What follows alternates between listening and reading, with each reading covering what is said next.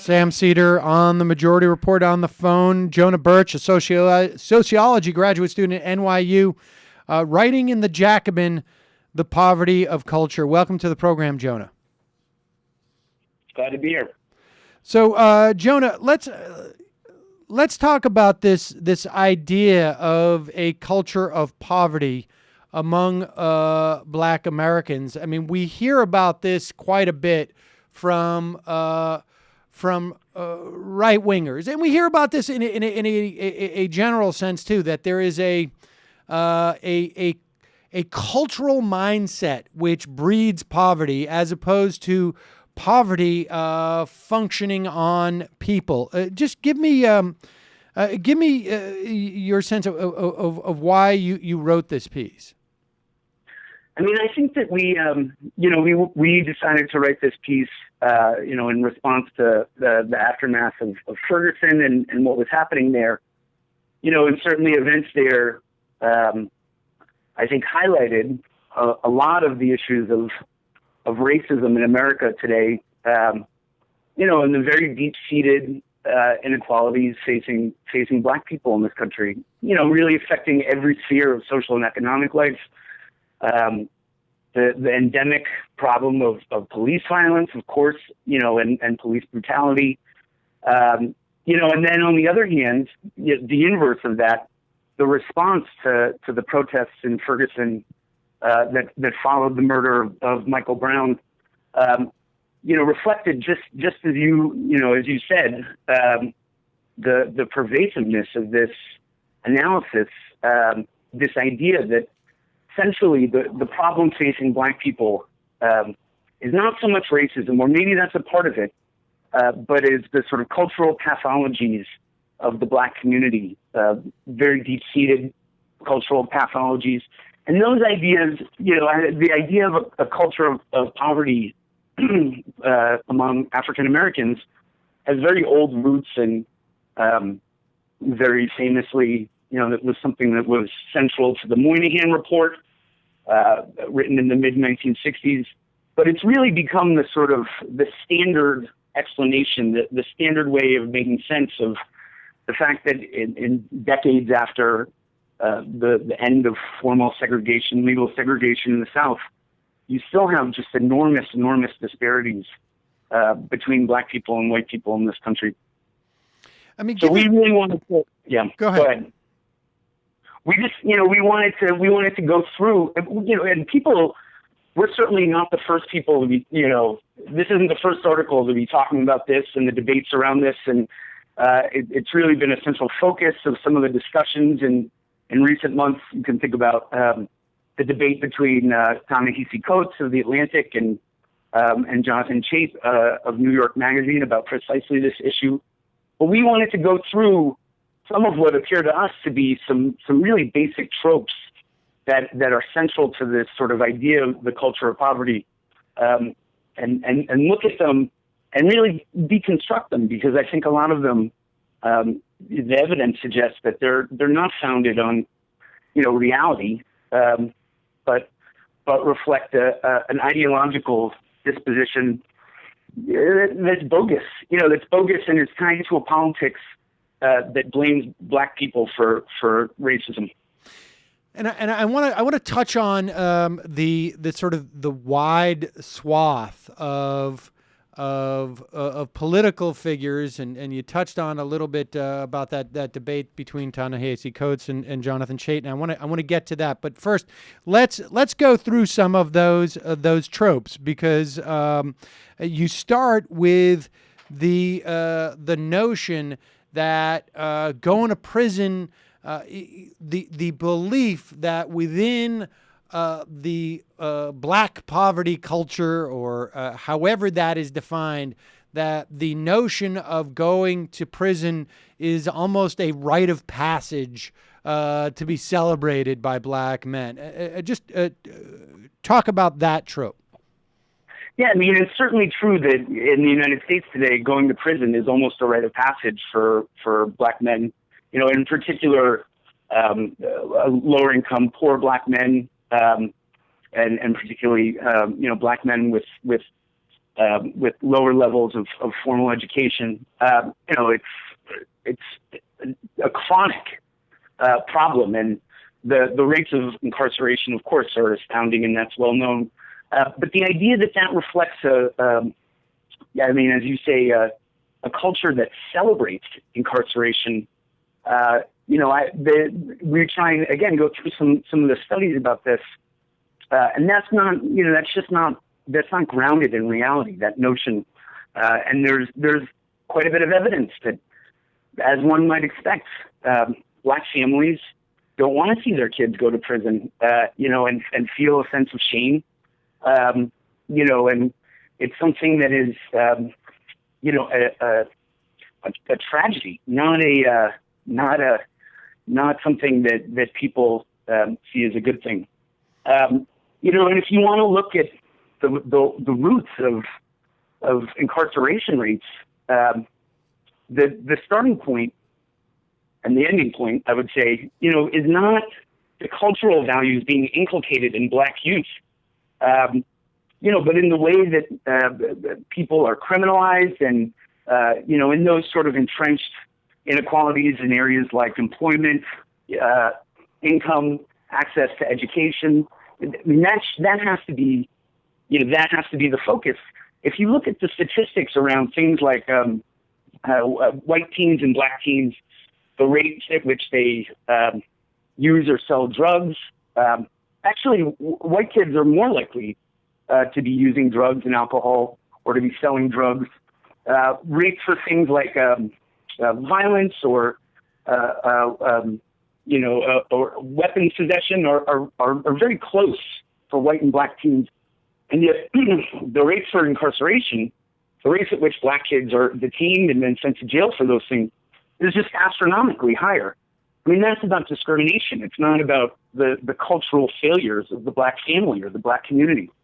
I mean, it is sort of stunning that one even has to assert that that and actually go out and prove, and you cite a couple of studies in your piece, that black families would not promote or not be happy with the idea that their family members are being incarcerated. But this is just the very fact that this needs to actually be said. It would never even occur for anyone to ever write a piece that like white families don't want their family members to go to prison. But yet that is indicative of what is sort of like problematic about something embedded in this perception. And you make the point that studies have shown that when it comes to teaching their kids about obeying rules, black families place a higher emphasis on obeying rules, and that's basically and obeying authority. That's basically a survival tactic. I mean, of course. If you're a white kid in America, and there are lots of white kids who don't have it great in this country, of course, but there are lots of things that you just don't think of as being a danger, or a threat. Your interactions with all sorts of institutional authority figures, whether it's police or, certainly that's a central one, but various other types of institutions too. It's not going to be the sort of the daily threat of, being arrested, of being punished in the way that it is for black kids. So of course people respond to that, black families, by trying to emphasize behavioral strategies that are designed to lower the likelihood, that a black kid is going to get arrested, or stopped. And the statistics in New York City, people have because of all the discussion about things like stop and frisk, a good sense of some of the disparities in stops and in arrests. But that's really a national thing. I mean, black kids are just much more likely, black people, to be stopped, whether in their car or on the street, than white people all over the country. That's just it's a fact of life.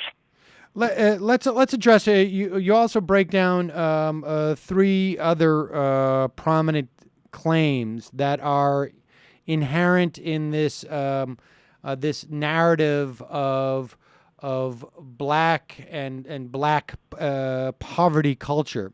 One is that black students devalue education out of some notion that studying hard is a white thing, and we should say, at this point, we hear this as much from the figures like President Obama and Bill Cosby as we do as anyone from the right. I mean, to what extent is that inherent in black culture?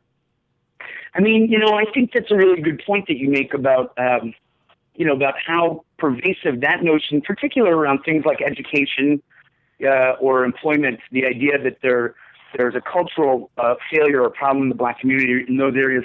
Those ideas have a lot of traction, among liberals and among particularly, policymakers and people who are sort of more mainstream observers in the media.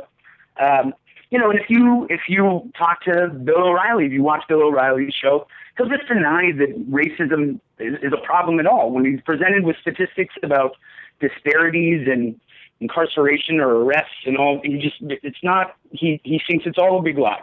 Well, of course, Al Sharpton or Barack and Michelle Obama, that's not their response. There's an acknowledgement that there are problems of discrimination, the police, and the education system, but that acknowledgement is invariably tied to some sort of lecture about, directed at, at black families, black people, about the need for them to change their behavioral norms and, and their attitudes towards things like school. And Barack Obama, President Obama has consistently emphasized that whenever, on those rare occasions when he does talk about race or racial inequalities. People might remember on the campaign trail in 2008, there was the famous figure of Cousin Pookie. He's saying in every speech, he's saying to black audiences, people have to get off the couch. Michelle Obama saying, we have to stop seeing education as a white thing. That has to be something that we value. And that's not, the evidence doesn't bear out, that's what's going on. If you want to look at disparities in educational outcomes, the problem is not with black kids who see, doing well in school is selling out or acting white. Of course, it's in the variety of very entrenched inequalities that reproduce, that maintain the disparities of generations past around that stuff. In the area of employment, I think it's even starker. People, probably have some sense that there are huge gaps, and they're actually getting wider right now in terms of unemployment, underemployment, low-wage employment, the types of employment people get, median household income between blacks and whites in the United States. But actually, since the start of the Great Recession, one of the things, and the EPI, the Economic Policy Institute, wrote, an interesting, reported some interesting findings in this regard that I think we cite in the article. Actually, black people are more, they keep looking for jobs longer than whites do, even in the face of what are consistently much worse employment, possibilities for them. People aren't dropping out of the labor market. They're trying to find work. So the notion that, as Joe the plumber said, if they had held the job fair in Ferguson, the population would have scattered like cockroaches, which, he put it in very brazenly racist terms. But the underlying notion that people don't value work, the problem is they're not looking for work, they're not trying to better themselves. Those are ideas that are shared certainly by President Obama and people like Al Sharpton at times. That notion is a total fallacy, and it papers over the variety of factors that are, that are maintaining those kinds of inequalities in employment. One study that we don't cite, which had a lot of influence in sociology about a decade ago, a professor who's now at Harvard looked at basically she had a pair of black and white job seekers go out and look for work. One put on their resume that they had a felony, that they were previously incarcerated. The other said they weren't. And she sent them out to look for entry-level jobs all over the Milwaukee area about a decade ago. She found the findings of that study, which were, got a lot of attention in academia, maybe less so outside, were that the white job seekers who reported to their potential employer that they had a criminal record, that they had a felony, were still more likely to get a callback for the job than the black job seekers who said they had no criminal record, all else being equal. And that's a really stark finding about employer discrimination. We're not talking about that. We're not talking about employer discrimination. What people are talking about, is it's black people that have to change. That's where the problem lies, and that's where the solution has to come. And that totally distorts the reality of the situation. I want to get to the broader questions of what the what the intent is on that distortion. But before we get there, let's also talk about the another element that you mentioned, the notion that black parents place a low value on marriage and stable family life. I mean, again, right. This is another thing that we hear where we hear these black men being admonished, you've got to be a good dad, as if it's like it doesn't occur to them that they want to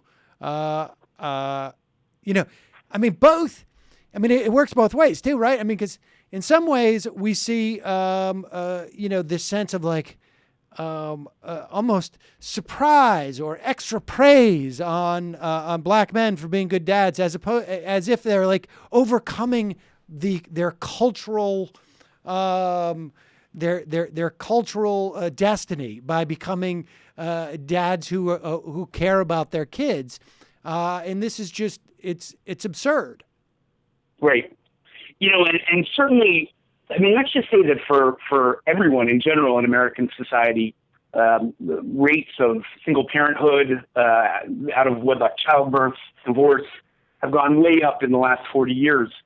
And middle-class white people who are single parents are definitely not stigmatized in the same way that, say, black women who are single parents are. White kids who come out of families where there's been divorce, where their parents are split up, don't face the same sort of judgment, the same sort of condescending discrimination that black kids in those situations do. It is, of course, true that rates of single parenthood and are higher in black families than in white families, and there's a variety of reasons for that. A lot of it has to do with things like mass incarceration, and differentials in employment rates, and what that does in terms of the possibility, people getting married, people maintaining stable family units. That's not, the response to that, certainly can't be just a lecture towards black men that they need to get their act together, which is invariably the way that that's framed. The almost universally shared belief is that, there's some problem in the black community where black people just don't value family. And, all the evidence suggests the contrary, that the problem is not about whether people value family, but about the social context that, that people find themselves in. And it's a way of shifting the discussion away from some of those social factors and back towards individuals and claims about their failures. If you want family units to stay together, well, what you have to do is create social and economic conditions that are going to allow that. And that means, invariably it means dealing with mass incarceration. It means dealing with, disparities in employment, mass unemployment, of course, disproportionately affects black communities. And it means dealing with the enormous inequities in things like access to social services or different types of educational resources. That has to be the response there. Yeah, indeed. And it is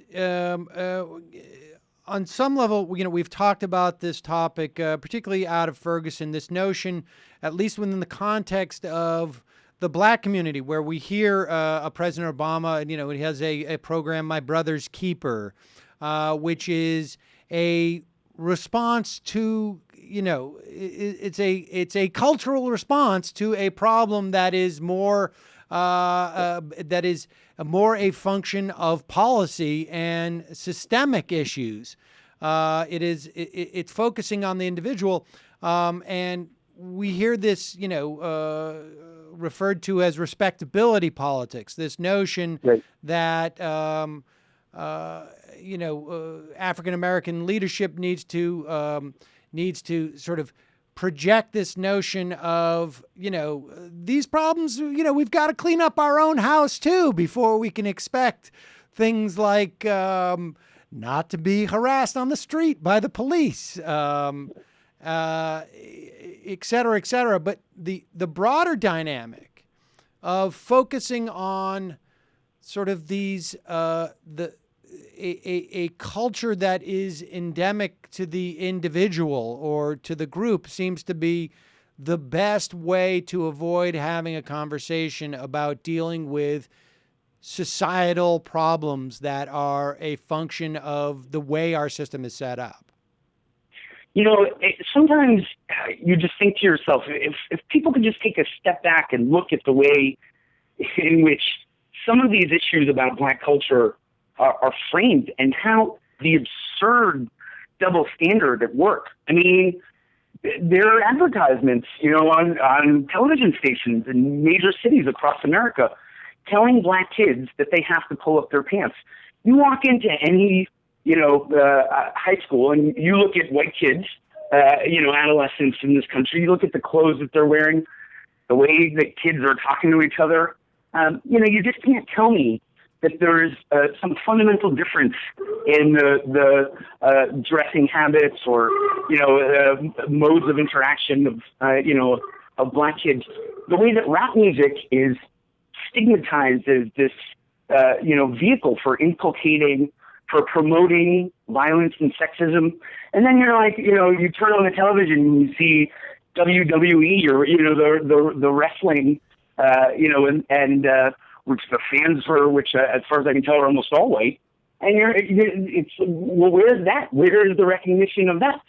And of course, it's a way of shifting. If 40 years ago, liberals, certainly people on the left, were talking about issues like full employment. They were talking about, some of the more structural, more fundamental issues of racism in this country. And that really has disappeared. I think you can say. And they've made a lot of headway. They're really the notion that at least one of the fundamental problems is the culture of black families and black communities. That notion has really gotten a lot of traction. And so, after Michael Brown's funeral, Al Sharpton, who routinely he's a prominent, certainly voice and advocate for dealing with issues of police violence and racism. But he could get up at Michael Brown's funeral and say, we have to get our act together. There's a basic problem of black on black crime. Kids today, the way that they address each other, well, you wonder why we face this kind of, discrimination. And it just seems there's a bizarre disconnect at work where, an unarmed black kid was killed for nothing.